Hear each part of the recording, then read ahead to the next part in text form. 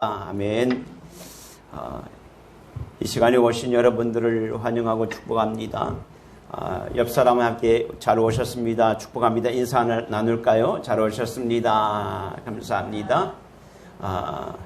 우리 지역아동센터에 오하민이라는 학생이 있는데요. 하민이 어머니, 할머님이 오셨어요. 같이 예배드려서 감사합니다.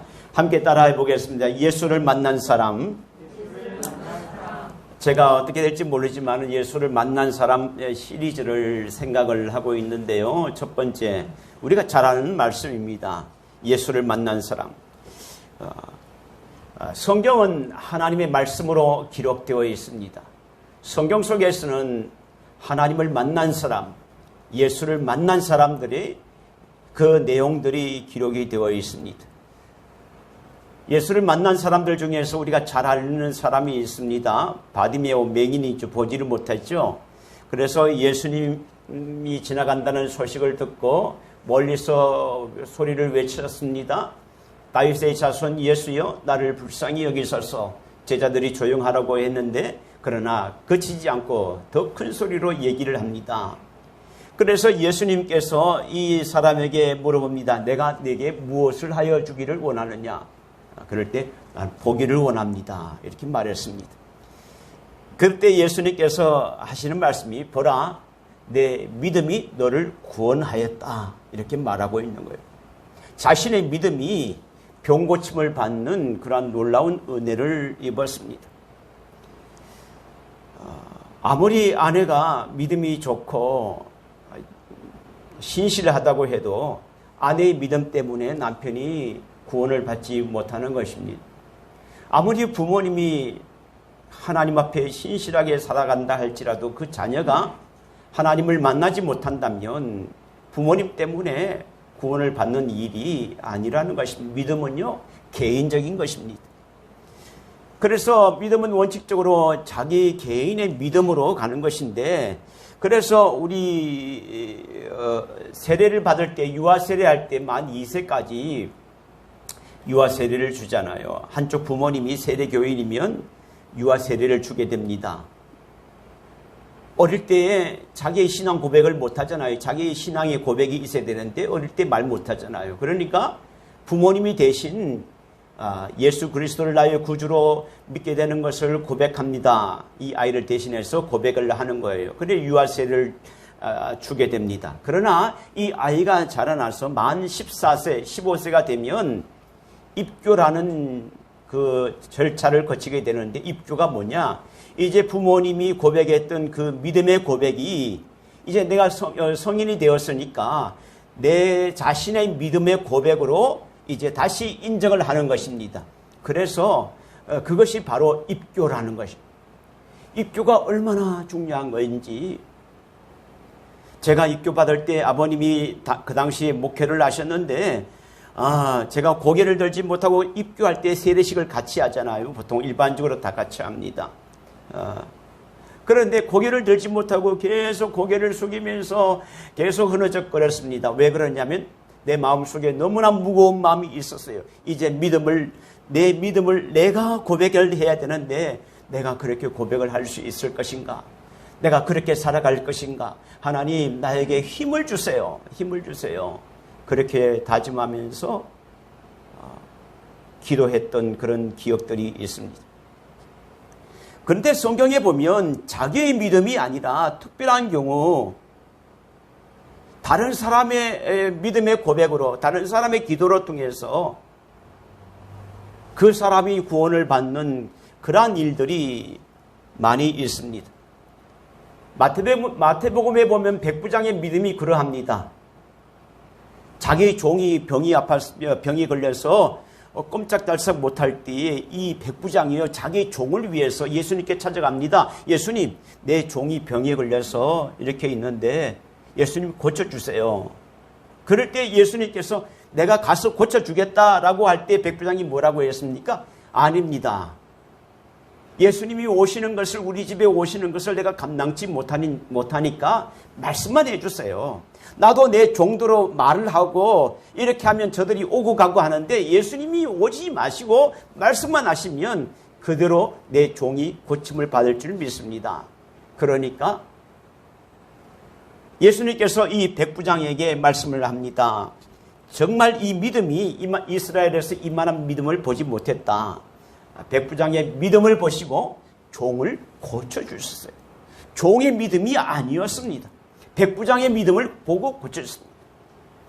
소돔과 고모라의 심판을 받을 때에 천사들이 소돔과 고모라 성에 죄악이 관영한 걸 보시고 심판하러 가실 때 마침 아브라함에게 들렀어요.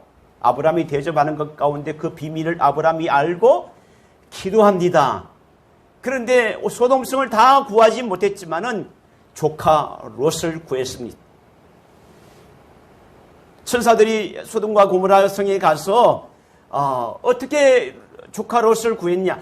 하나님이 아브라함을 생각하사 조카 롯을 구원하셨다라는 것이 창세기에 나오고 있습니다. 스스로 하나님께 나올 수 없는 사람들이 있습니다. 누군가 도와주지 않으면 일어날 수 없는 사람입니다. 오늘 본문 말씀에 그와 같은 사람이 등장하고 있습니다. 바로 중풍병에 걸린 사람입니다. 이미 예수님께서 사방에 온 사방에 병자들을 고친 사건이 그런 소문이 많이 있기 때문에 많은 병자들이 예수님께로 몰려왔습니다.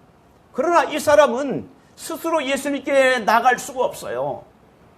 침대 위에서 누워서 꼼짝을 할 수가 없는 거예요.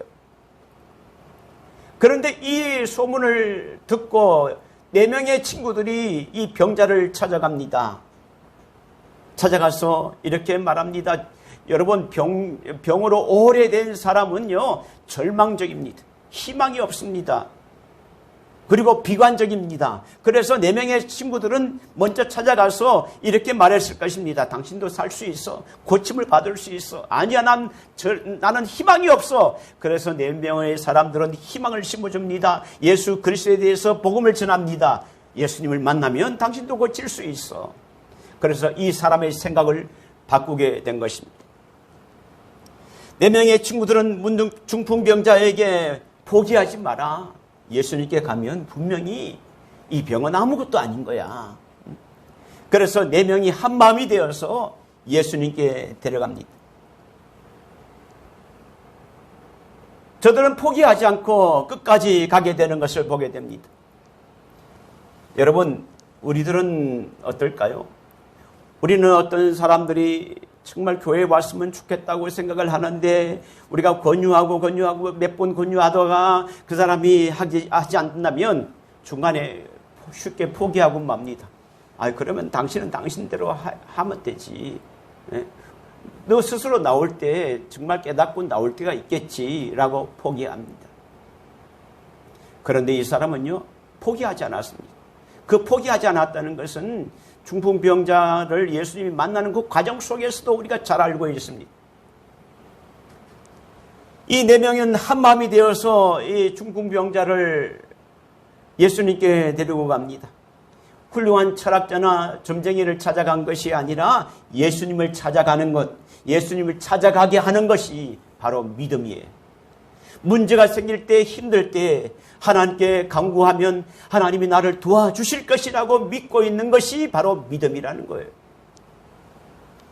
4명의 동역자들은 침상을 들고 나갔지만 이미 예수님이 있는 그 집 앞에는 사람들이 많이 몰려서 들어갈 수가 없어요. 그럼에도 불구하고 4명의 친구들은 예수님께 데려가기 위해서 불평하지 않고 끝까지 최선을 다하는 것을 보게 됩니다. 그들은 포기하지 않았습니다. 사람이 많이 있으니까 이제는 여기까지만 하고 이제는 우리가 할 일은 다 했다고 뒤로 물러가지 않았습니다.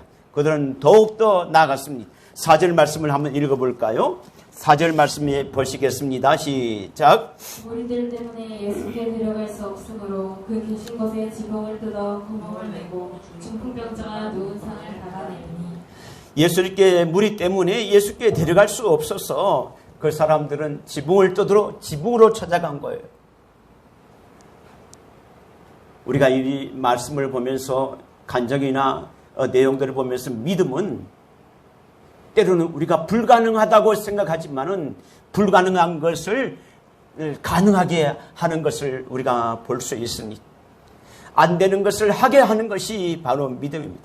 4명의 친구들은 포기하지 않고 지붕으로 가서 지붕을 뚫고 침상을 줄로 내립니다.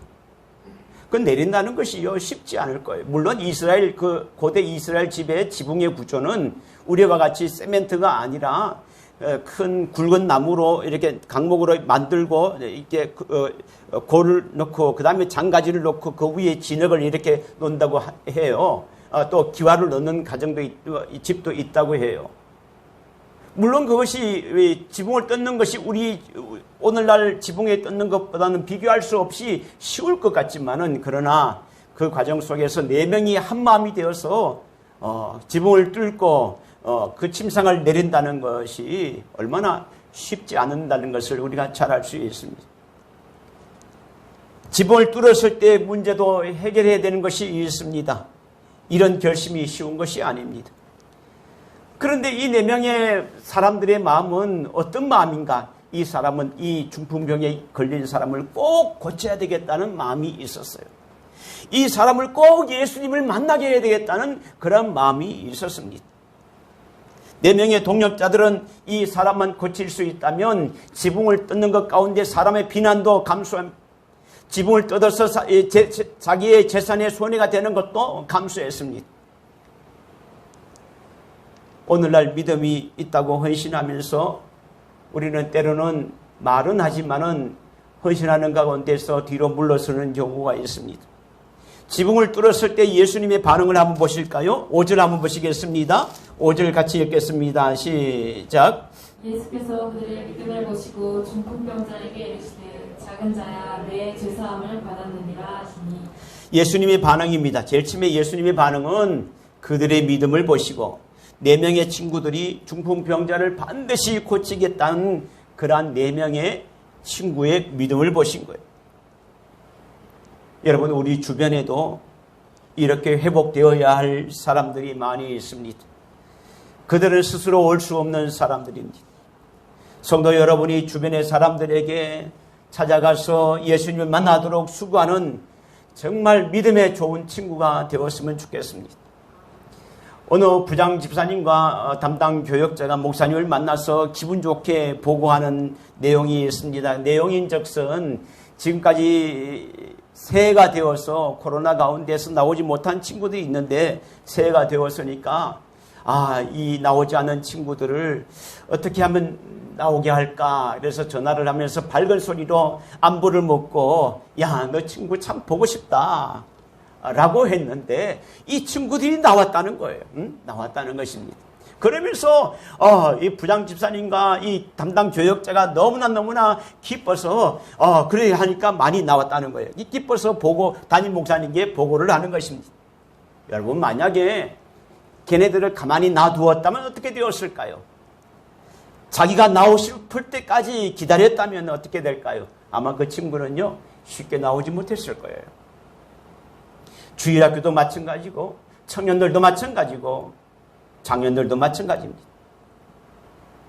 나의 믿음의 행동이 낙심된 자를, 소외된 자들에게 힘을 줄 수 있습니다. 함께 예배자로 세울 수 있는 것입니다. 예수님께서 그들의 믿음을 보셨다. 자, 두 번째는 5절 말씀 가운데 또 다르게 나오는 것이 있는데 예수께서 그들의 믿음을 보시고 중풍병자에게 이르시되 작은 자여, 그 다음에 뭐라고 했나요? 시작. 내 죄 사함을 받았느니라. 예수님이요 중풍병자에게 내 죄 사함을 받았다라고 말씀하셨습니다. 그러니까 사람들이 웅성거립니다. 왜냐하면 당시에 죄를 사해 준다는 것은 사람이 할 수 없는 거예요. 하나님만이 할 수 있는 거잖아요. 그러니까 이스라엘 백성들이 지금까지 누가 죄를 사해 줬다는 말을 들어본 일이 없는데 이 젊은 사람이 죄 사함을 받았느니라 이렇게 말했거든요. 그러니까 거기 중에서 성경을 잘 아는 서기관들이 있었습니다. 서기관의 반응을 보면 이 사람들의 마음에 어떻게 생각하는지를 알 수 있어요. 7절 한번 보실까요? 자, 7절 읽겠습니다. 시작. 이 사람이 어찌 이렇게 말하는가? 신성모독이로다. 오직 하나님 한 분 외에는 누가 능히 죄를 사하겠느냐. 이 사람이 어찌 말하는가? 신성모독이다.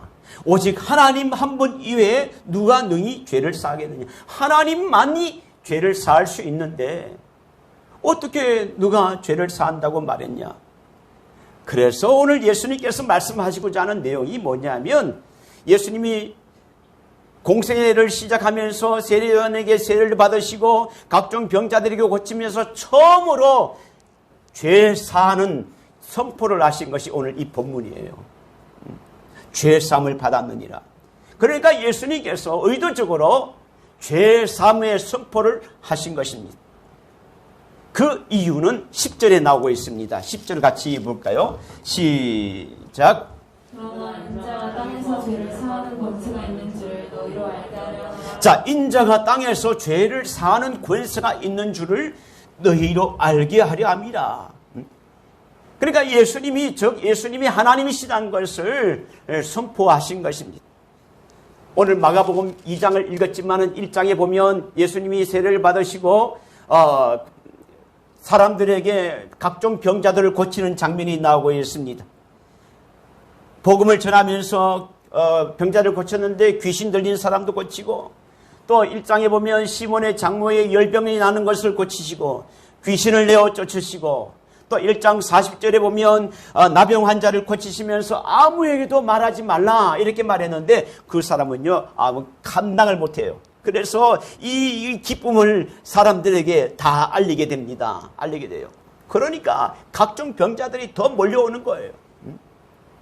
자, 근데 2장 1절에 보면 이렇게 말하고 있습니다. 2장 1절에 수일 후에 예수께서 다시 가버나움에 들어가시니, 다시 가버나움에 들어가셨다는 것은 이미 가버나움에 들어가셨다는 사실이에요. 그러니까 이번에는 두 번째로 들어갔다는 말이에요. 그러니까 1장 2절에 보면 많은 병자들을 고친 것이 있었고, 자, 그것을 예수님이 많은 사람들이 몰려오기 때문에 예수님이 그 1장의 마지막에 보면 사람들이 몰려오는 것을 보시고 여기 보면 44절에 아무에게도 아무 말도 하지 말라 이렇게 하셨는데 사람들이 몰려오는 거예요. 그러니까 예수님이 동네에 들어가지 못하고 바깥에 있으니까 어떻게 알고 있는지 동네 바깥까지 찾아온 거예요, 사람들이.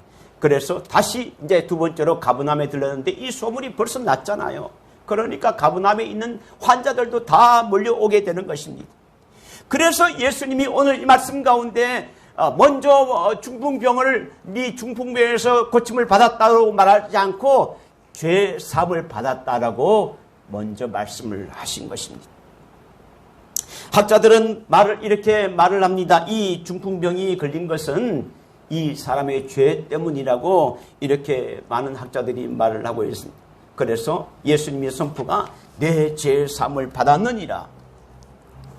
예수님이 이 땅에 오신 목적은 병을 고치기 위해서 오신 것이 아니에요. 죄를 사해 주시기 위해서 오심을 예수님 스스로 자기를 드러내신 것입니다. 예수님이 죄 사함을 선포하자 어떻게 되었습니까? 마지막 12절 함께 읽어볼까요? 12절 시작. 그가 일어나 곧 상을 가지고 모든 사람 앞에서 나가거늘 그들이 다 놀라 하나님께 영광을 돌리며 이르되 우리가 이런 일을 도무지 보지 못하였다 하더라. 예수님이 죄 사함을 선포하자 이 중풍병자는 죄 사함을 받은 증거가 드러나기 시작합니다. 자기가 누워서 왔던 그 상에서 일어나서 하나님께 영광을 돌렸다 이렇게 말하고 있습니다. 오늘날 대부분 많은 사람들이 교회에 오곤 합니다.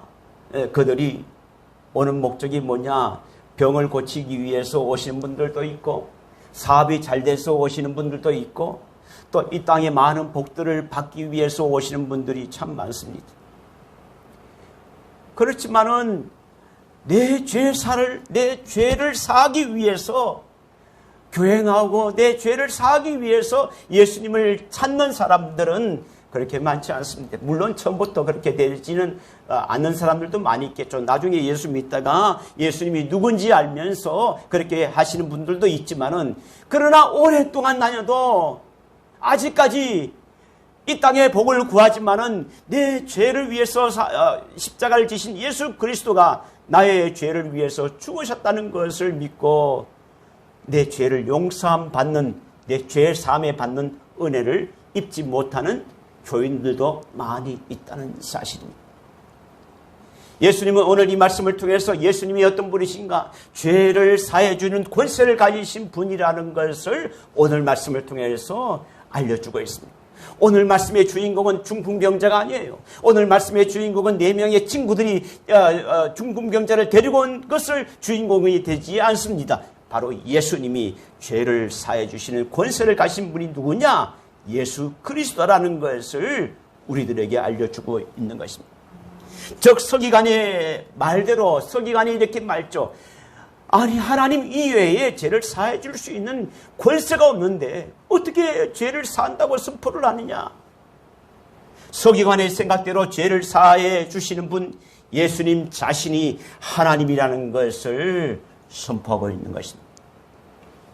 기독교는요, 죄 사함의 복음을 전거하는 것입니다. 죄 사함의 복음을 선포하는 것입니다.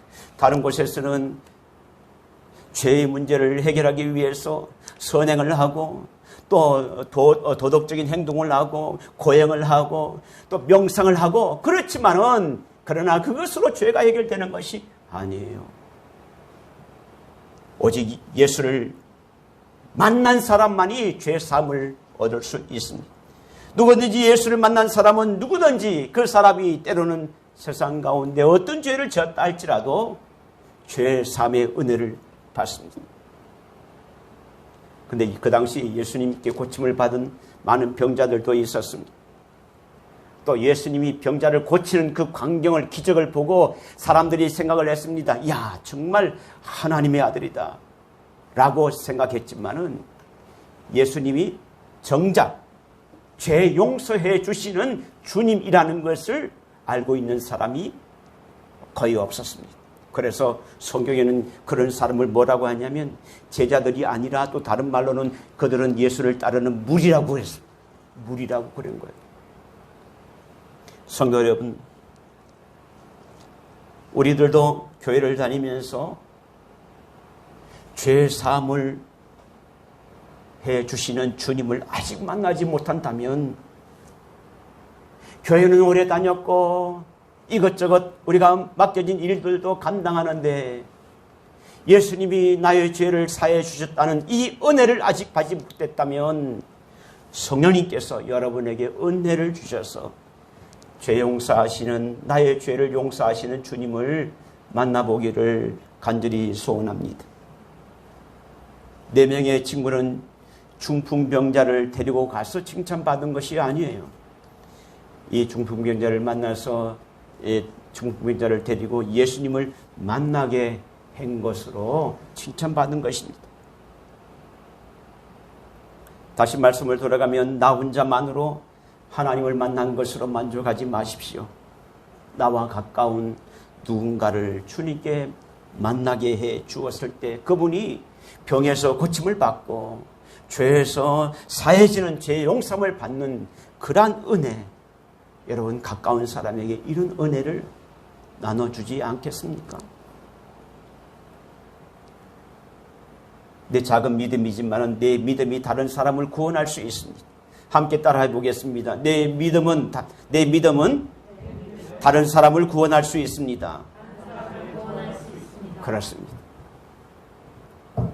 우물가의 여인이 예수를 만나고 난 뒤에 그 사람은 지금까지 예수를 알지 못했던 사람이에요. 예수를 만나서 그 말씀을 듣고 메시아라는 것을 알고 동네로 가서 그 여인이요 말을 하는데 동네 사람들이 그 말을 믿었다는 거 아니에요. 어떻게 믿었을까요? 신기하지 않은가요? 그 이전까지는 똑같은 사람이었어요. 그런데 은혜를 받고 보니까 말하는 것 가운데 뭔가 다르다는 거예요. 뭔가 감동을 주었다는 거예요. 우리도 어떤 문제 가운데 기도하고 하나님께 기도하는 사람이면 어떤 문제 가운데 전해질 때에 내 힘으로는 할 수 없지만은 내 믿음 적은 믿음이지만은 그러나 내 작은 믿음으로 다른 사람을 구원할 수 있다는 것입니다. 오늘 이 말씀 중에서 먼저 나 자신이 예수를 만나서 아직 제 용서함 받지 못했다면 제 용서함을 받고 또 나와 가까운 사람들에게 예수를 괴로움 가운데 있는 자들을 이 중풍병자를 데리고 예수님을 만나게 했던 것처럼 예수를 만나게 해서 또 다른 자들이 나와 가까운 사람이 정말 기쁨 가운데 이 땅을 살아가고 복된 삶을 살아가는 그러한 은혜가 있게 되기를 간절히 축원합니다. 기도하시겠습니다. 이 시간에 함께 조용히 생각을 해봅시다. 여러분, 내 자신이 먼저 예수를 만나서 죄의 사함의 은혜를 받았는가? 오랫동안 교회를 다녔지만은 이것저것 하지만은 죄의 사함의 용서함을 받았는가? 이런 은혜를 받았는가? 그런 기억이 없다면 오늘 저 잠잠히 하나님, 내가 주님을 만나기를 원합니다. 죄 사함의 은혜를 받기를 원합니다. 그렇게 기도하기를 원합니다. 두 번째, 내 믿음은 작은 믿음이지만은 다른 사람을 구원할 수 있다고 했습니다. 정말 내가 중풍병자를 데리고 왔던 4명의 그 친구가, 중풍병자가 4명의 친구들에게 얼마나 감사할까요? 만약에 나에게 이런 소식을 전해주지 않았다면, 만약에 나를 도와주지 않았다면 나는 평생 누웠다가 그냥 그렇게 이 땅을 죽어야 될 사람이지만은, 그러나 나를 생각해서 찾아왔잖아요. 나를 데리고 갔잖아요. 역시 우리 주변에 그런 사람이 있습니까? 그런 사람을 생각하면서 그분을 위해서 기도합시다. 기도합시다. 교회에서 나오다가 낙심해서 나오지 않는 분이 있습니까? 저는 우리 교회에 나오다가 나오지 않는 분들을 지금도 계속 그분들을 위해서 기도하고 있습니다. 우리 교회에 나오지 않아도 난 우리 교회에 나오라고 기도하는 거 아닙니다. 언젠가 그분이 하나님을 만나기를 원합니다. 예수님을 만나기를 원합니다. 그렇게 기도하고 있습니다. 여러분들도 그렇게 기도합시다. 두 가지를 놓고 기도합시다. 하나님, 내가 주님을 만나기를 원합니다. 내가 주님을 만나서 교회에 나오는 것으로만 그치지 않고 죄 사함의 은혜를 받게 하옵소서. 두 번째는 나 혼자만 주님을 만난 것이 아니라 나와 가까운 사람, 이런 사람이 있어요. 또 저런 사람이 있습니다. 내 가족 중에 이런 사람이 있습니다. 그런 사람이 주님을 만나게 하여 주시옵소서.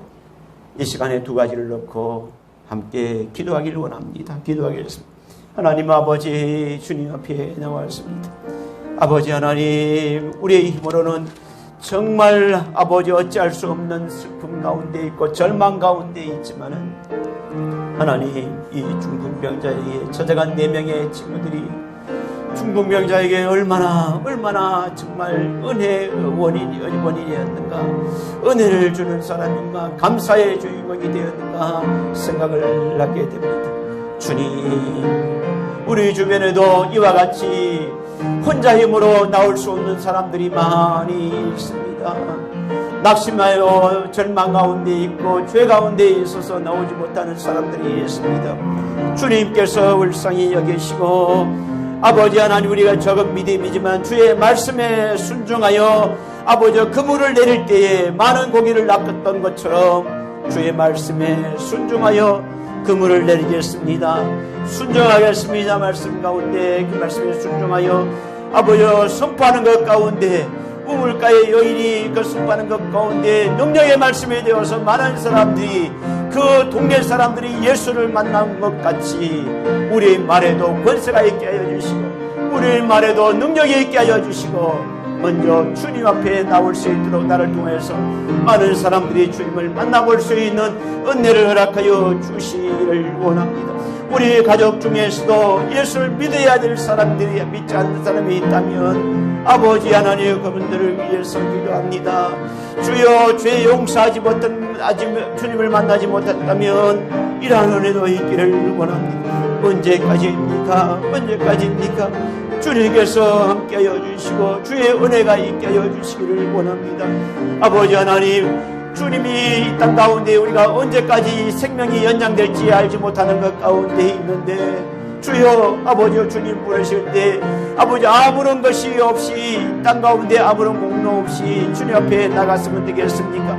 아버지, 예수 믿는 자로서 우리가 많은 상급을 받을 수 있도록 도와주시고 주의 은혜 가운데 있을 수 있도록 주님 은혜 주시기를 원합니다. 또한 내 자신이 주님을 만나기를 원합니다. 아버지, 오랫동안 30년 40년 예수를 믿었다고 하지만은 아버지 하나님의 예수를 만나지 못하고 내 죄의 사함을 받지 못하는 그런 경험이 없다면 주님이 필요합니다. 나에게 주님을 만나볼 수 있는 은혜를 허락하여 주시옵소서. 내가 잠잠히 주님 앞에 무릎을 꿇습니다. 내가 잠잠히 하나님 앞에 말씀 가운데 엎드립니다. 주여, 나도 죄사함을 받기를 원합니다. 나에게도 은혜를 허락하여 주시옵소서.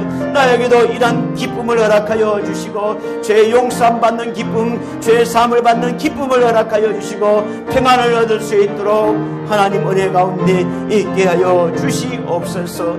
하나님 함께하여 주시옵소서. 하나님 아버지, 감사합니다. 오늘도 예수를 만난 사람에 대해서 소개를 받았습니다. 먼저 아버지, 이 중풍병자는 혼자 스스로 힘으로 나아갈 수 없는 것 가운데 있지만은 믿음의 4명의 친구들이 동력자를 든 것이 얼마나 이 사람에게는 정말 좋았던 일인지, 정말 기회였는지 알 수 없습니다. 혹시 우리 주변에 어떤 어려움 가운데 있는 자들에게 나는 어떤 친구입니까? 어떤 사람입니까? 이 4명의 친구와 같이 생명을 건질 수 있는 그러한 사람입니까? 아니면 강도 만난 자를 외면하고 돌이켜 돌아가는 사람들입니까? 어떤 사람들입니까? 하나님, 주님